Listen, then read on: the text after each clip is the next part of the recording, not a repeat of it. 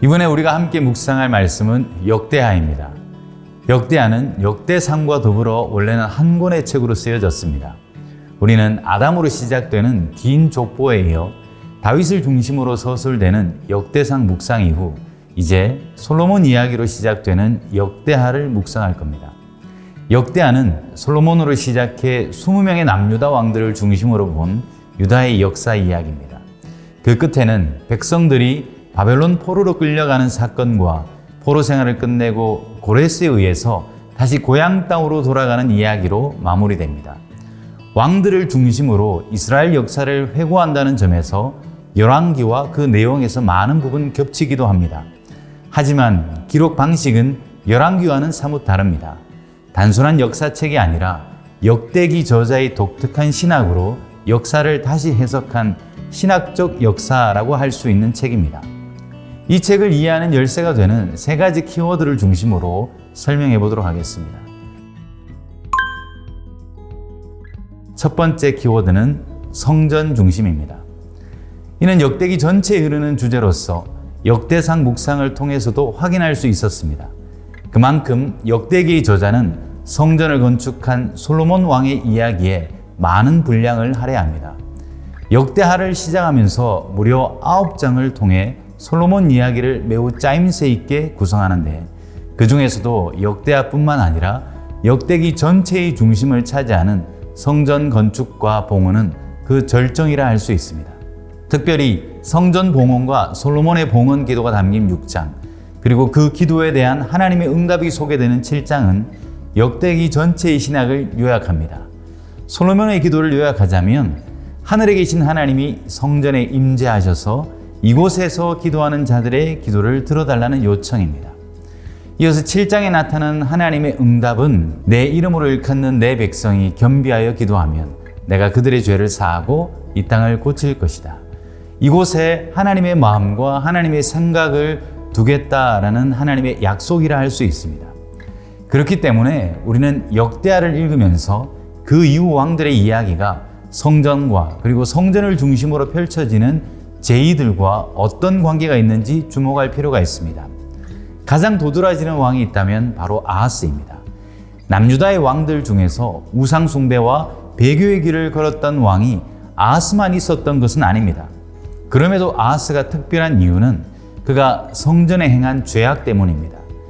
열왕기에서 므낫세가 가장 악한 왕으로 소개되는 반면 역대기에서는 성전 문을 아예 닫아버리고 예루살렘 구성마다 우상의 제단을 만들었던 아하스를 최악의 왕인 것처럼 묘사합니다. 또 우시야 왕은 어떻습니까? 그는 성전에서 행해지던 제사에 직접 분향하는 사건을 통해 나병한 자가 되고 말았습니다. 열왕기는 우시야의 성소 침범 사건을 언급하지 않지만 역대기는 우시야의 성전과 제의에 대한 범죄를 명확히 밝힙니다.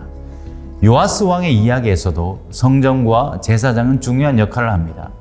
요아스 왕의 복권을 위해 진심을 다했던 제사장 여호야다의 활약은 매우 중요하게 다뤄지고 반대로 요아스 왕은 성전 안에서 선지자의 피를 흘리게 했던 어리석은 왕으로 소개됩니다.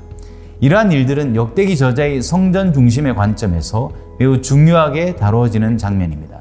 긍정적인 면의 왕들도 마찬가지입니다. 히스기야와 요시야가 대표적입니다. 성전을 정결케 하고 예배를 회복시킨 두 사람은 솔로몬을 제외하고는 역대기에서 가장 중요하게 다뤄지는 개혁 군주입니다. 뿐만 아니라 역대상과 마찬가지로 역대하에서도 성전의 기능을 온전히 수행했던 제사장, 레위인, 성전 제의 등이 상세하게 다뤄지는 것을 알 수 있습니다. 이처럼 성전 중심으로 역대하를 읽는다면 우리는 역대하가 왕들의 평가를 정치, 군사, 외교력이 아니라 성전과 예배에 얼마나 신실했는가를 알 수 있게 됩니다. 두 번째 키워드는 소망의 신학입니다. 여기서 말하는 소망의 구체적인 내용을 알기 위해서는 역대기가 쓰여질 당시에 유다 공동체의 상황을 이해해야 합니다.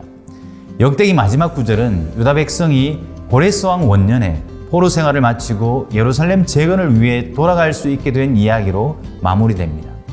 이는 역대기가 쓰여진 목적을 짐작하게 합니다. 그것은 귀한 공동체, 재건 공동체가 어떻게 희망을 품고 다시 시작될 수 있을지에 대한 중요한 신학을 제공합니다. 열왕기는 역대기와 같이 역사를 회고하지만 열왕기는 이스라엘의 실패와 그 이유에 집중합니다. 반면에 역대기는 같은 과거의 역사를 회고하지만 과거의 실패보다는 어떻게 회복될 수 있는지에 대한 비전에 더 집중합니다. 그래서 역대기는 돌아온 백성이 다시 회복되는 길에 대한 청사진이라 할 수 있습니다. 이러한 이유 때문에 역대하를 소망의 책이라 불러도 손색이 없습니다. 예를 들어 여호사밧 왕은 금식하며 기도하자 하나님이 직접 적군을 무찌르셨습니다. 히스기야는 교만으로 징벌을 당할 뻔했지만 회개로 진노를 유예받았습니다. 가장 놀라운 이야기는 열왕기에서 가장 악한 왕으로 소개된 므낫세가 역대기에서는 회개와 용서의 상징처럼 소개된다는 것입니다. 그는 포로로 끌려갔다가 겸손히 하나님께 기도했고 다시 예루살렘으로 돌아와 성전을 정결케 하는 인물이었습니다. 가장 악한 왕도 진실된 회개를 통해 용서받을 수 있다는 회복의 메시지는 실패와 좌절 속에 있던 귀한 공동체에게 가장 큰 소망이었을 겁니다. 이러한 역대기 저자의 신학은 열왕기와 비교할 때 생략과 강조가 도드라집니다. 회복의 중심이라 할 수 있는 성전과 직접 연관이 있던 다윗과 솔로몬을 가장 이상적인 모델로 제시합니다. 그래서 다윗의 죄, 솔로몬의 타락 같은 부정적인 장면은 과감히 생략합니다. 북이스라엘의 왕들의 이야기는 남유다 왕들과 관련될 때만 잠깐 언급할 뿐 그들의 이야기는 무시합니다.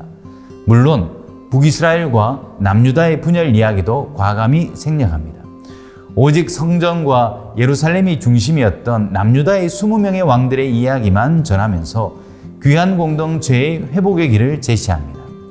이번에는 반대로 추가하고 첨가하는 이야기들을 통해 강조하는 부분도 있습니다. 개혁 왕들의 성전 정화, 유월절 회복 같은 장면은 열왕기와 비교할 때 분량과 상세함을 통해 더욱 강조하고 있습니다. 이러한 이유는 역대기의 저자가 단순한 역사 보고자가 아니라 희망의 교사이기 때문입니다. 그는 자신만의 소망의 신학으로 실패의 역사를 줌아웃하고 다시 시작할 수 있는 회복의 길을 줌인한다고 말할 수 있습니다. 즉 역대하는 단순한 역사 기록이 아니라 현재 공동체를 일깨우기 위한 소망이라는 렌즈로 역사를 재해석합니다. 저자는 과거의 역사를 선택적으로 재구성하면서 지금 회복이 필요한 재건 공동체에게 길을 제시하고 있다는 겁니다. 그래서 역대기를 읽으면서 필요하다면 열왕기서를 다시 볼 필요가 있습니다. 가장 많은 부분을 공유하면서도 역대기만의 독특함을 잘 설명해주는 책이 역설적이게도 열왕기서입니다. 열왕기와 비교해서 생략하고 강조하는 부분을 발견한다면 지금 역대기를 읽는 귀한 공동체가 이 성경을 통해 소망의 메시지를 듣고 있다는 것을 좀 더 쉽게 확인할 수 있을 겁니다. 그 메시지는 분명합니다. 망했지만 끝난 게 아니다. 회개하면 하나님이 여전히 다시 시작하게 하신다. 그 중심에 성전과 예배가 있고 그 성전을 통해 언약 관계의 회복이라 할 수 있는 회개와 용서가 있습니다. 왕과 백성이 교만하면 심판이 오지만 겸손히 회개하면 언제든 다시 살 길이 열린다는 사실은 그들이 무엇을 붙잡고 소망을 삼아야 하는지 확실히 알 수 있게 했을 겁니다. 그런 면에서 역대기는 과거의 역사를 해석해서 앞으로 나아가기 위한 책이라 할 수 있습니다. 역대하 성경은 절망을 소망으로 바꿉니다. 역대하는 희망의 책입니다. 실패를 두려워하지 말고 다시 돌아오라는 초대입니다.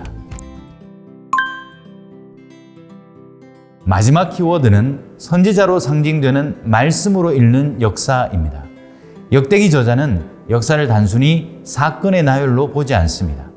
모든 사건의 원인과 결과에 하나님의 말씀에 대한 왕과 백성들의 반응으로 해석합니다.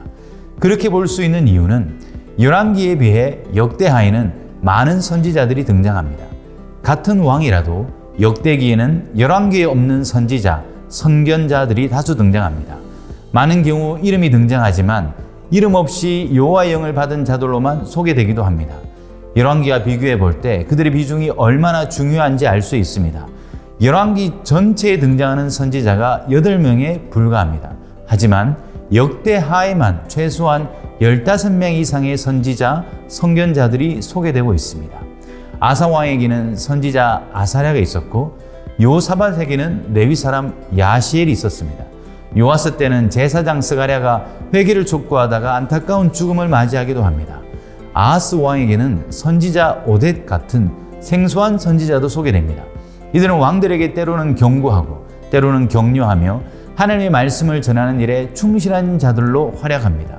회개를 촉구하고 성전과 예배 회복의 안내자로서 유다의 영적인 등대의 역할을 한 이들이었습니다.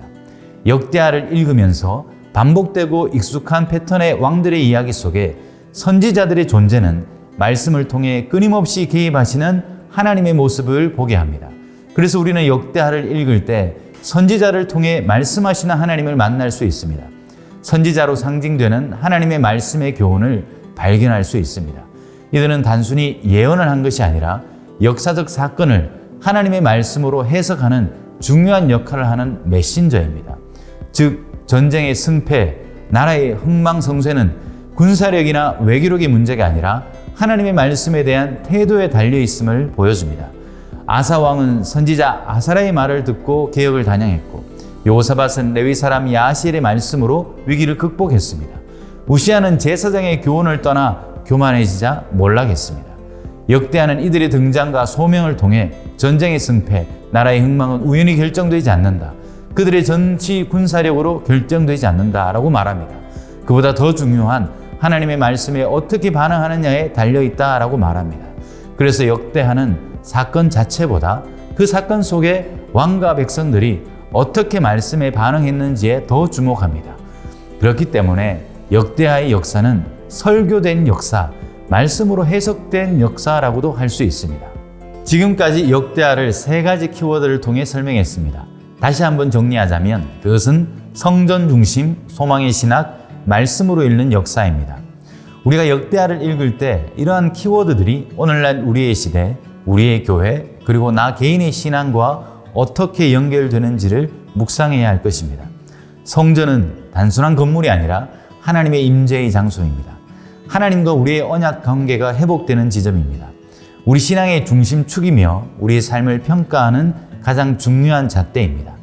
그리스도 안에서 우리는 언제나 하나님과 우리의 관계를 확인할 수 있습니다. 교회가 함께 드리는 예배 가운데 우리 신앙과 삶의 축은 형성됩니다. 역대하 묵상의 시간이 성전 중심의 신앙을 다시 붙잡는 귀한 시간이 되길 바랍니다.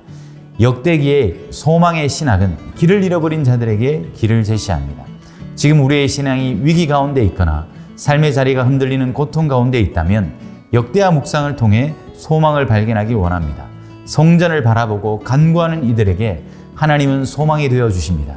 참된 회개와 용서를 통해 회복의 길이 언제나 열려있다 말씀하시는 하나님을 역대하 묵상을 통해 만나면 좋겠습니다.